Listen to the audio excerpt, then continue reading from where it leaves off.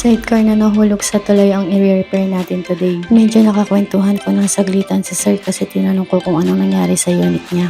Bali according kay sir, pamangkin daw niya ang nagdadrive and ang good news daw ay safety naman ang mga pamangkin niya. Ang pinaka na damage na part ng sidecar ay yung bumper, yung front and yung driver shade. Sa may part ng motor, walang damage kasi parang naprotektahan ng align kasi yung gamit namin pinag-align dyan ay solid na mga bakal po kaya talagang matibay siya.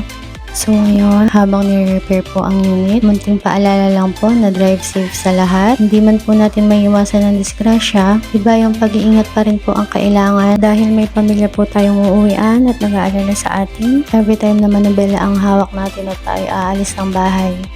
So, balik na po tayo sa sidecar. Bali, yung front niya hindi na namin pinalitan. Pinukpok na lang namin. At least hindi na siya yupi-yupi na malala gaya nung dati. And kahit pa paano naiayos siya. Then, yung driver shade, hindi na din po pinapalitan ni sir. Okay na daw po yun. Bali, yung bumper lang talaga since yun yung pinaka na damage na part.